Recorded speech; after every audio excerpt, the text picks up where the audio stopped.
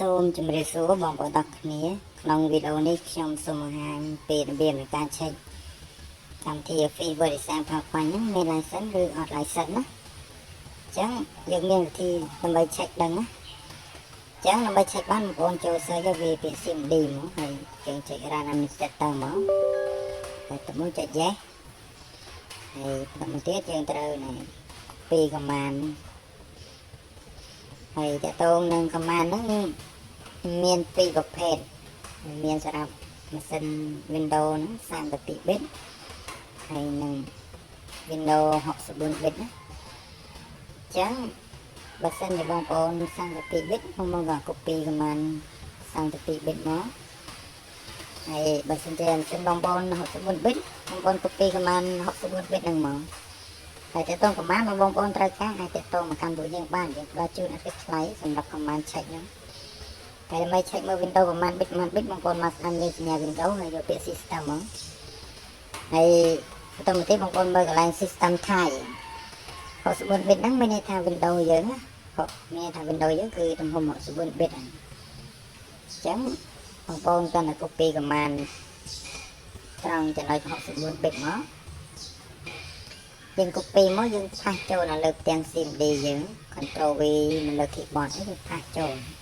តែមកយើង enter មួយហើយជំនាញ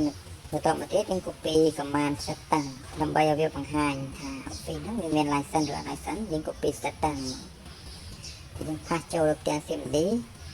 តែមកយើង enter មកតែពេលហ្នឹងវានឹង process ទៅ check មើលកម្មវិធីថាមាន license ឬអត់ licenseអញ្ចឹងបើសិនជាកម្មវិធីអត់មាន license បងប្អូនមើលទៅសិតតែវាបង្ហាញហើយ ID មាន ID មានឈ្មោះហ្នឹងឈ្មោះ KMS ហ្នឹងជាប្រភេទនៃកម្មវិធីក្រែកណា KMS ហ្នឹងគឺគេពេញនិយមប្រើនាពេលបច្ចុប្បន្នហ្នឹងហើយសម្រាប់កម្មវិធីក្រែកហ្នឹងឈ្មោះហ្នឹងវាប្រើបានយូររយៈពេលនឹងគេដាក់ចំនួនថ្ងៃហើយចំនួននាទីហើយនៅពេលដែលបងប្អូនប្រើ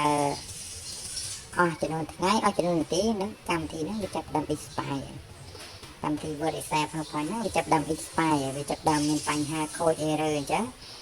បងប្អូនអាចប្រើកម្មវិធីហ្នឹងបានទៀតទេអញ្ចឹងបងប្អូនចង់ប្រើបានអាហ្នឹងក៏បងប្អូនតម្លើងសារថ្មីអញ្ចឹងណាអាហ្នឹងជាភេទកម្មវិធីក្រែកគឺអាចប្រើបានយូរទេអញ្ចឹងដើម្បី remove ក្រែកនឹងចេញបានហ្នឹងយើងមាន tool ដើម្បី remove ក្រែកចេញអញ្ចឹងយើង remove ក្រែកចេញហើយយើងដាក់ license ចូលដើម្បីឲ្យកម្មវិធីរបស់យើងប្រើបានរហូតណាអញ្ចឹងយើងត្រូវមកតាមលេខ tool ហ្នឹងយើងយកពាក្យ extract here មកហើយបន្ទាប់មកយើងមកស្ដាំយកពាក្យ run administrator ហើយទៅមកយើងចុច more info ហើយចុច run always ហ្នឹងមកហើយចុចចេះហើយនៅលើ tool ហ្នឹងវាមានជម្រើស2 tool នេះយើងអាច remove ក្រែកនៅលើកម្មវិធី Office Word Excel PowerPoint ក៏បានអាច remove ក្រែកចេញពី Windows យើងក៏បានដែរអញ្ចឹងបើបងប្អូនចង់ remove ក្រែក Office យើងប្រើចុចលេខ1ទៅហើយយើង enter ហើយយើងចុចលេខ1សាថ្មីម្ដងទៀតយើង enter ទៀតទៅបើវាដំណើរការយើងអាចចុចលេខ1មួយសាទៀតយើង enter ទៀតមកហើយនៅពេលហ្នឹងវានឹងធ្វើការ remove ក្រែកចេញកាលណាវា remove ក្រែកចេញវាដាក់ថា successfully អញ្ចឹងមានន័យថាការ remove របស់យើងគឺទទួលបានជោគជ័យហើយបងប្អូនគ្រាន់តែចុចបិទទាំង tool របស់យើងចឹងទៅហើយបន្តមកយើងមកបើកកម្មវិធី Word ហើយដើម្បីយើងធ្វើការដាក់ license ចូលហើយបើសិនជាបងប្អូនបើដំបូងមកបើសិនជាបងប្អូនឃើញវាលោតទាំង Windows មកបែបនេះបងប្អូនត្រូវធ្វើការរងចាំដើម្បីឲ្យកម្មវិធីវាដំណើរការចប់ទៅហើ ហើយតើតើនឹងការដាក់ license នៅពេលដែលបងប្អូនដាក់ license ចូលយើងត្រូវតែធ្វើការភ្ជាប់ Wi-Fi ឬភ្ជាប់អ៊ីនធឺណិតផងដើម្បីឲ្យ license របស់យើងវាដំណើរការអញ្ចឹងនៅពេលដែលកម្មវិធី Word វាដំណើរការចប់ហើយយើងបិទសិនហើយយើងបើកសារថ្មីហ្នឹងហើយយើងយកពាក្យ file ហើយទៅមកពាក្យ account ហើយមើលស្ដាំដៃនេះកន្លែងឆេញកណ្ដាស់ key ហើយយើង copy license មកប៉ះចូលហើយយើងចេញ install ហើយបន្តមកទៀតយើងបិទកម្មវិធី Word សិនហើយយើងបើក Word សារថ្មីមក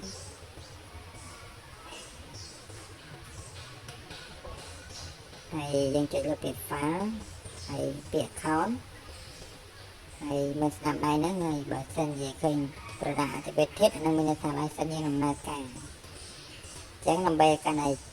ជាក់ច្បាស់យើងមកឆែក CD យើងម្ដងទៀតហើយយើង copy command របស់យើងចូលដើម្បីឆែកវាសាថ្មីម្ដងទៀត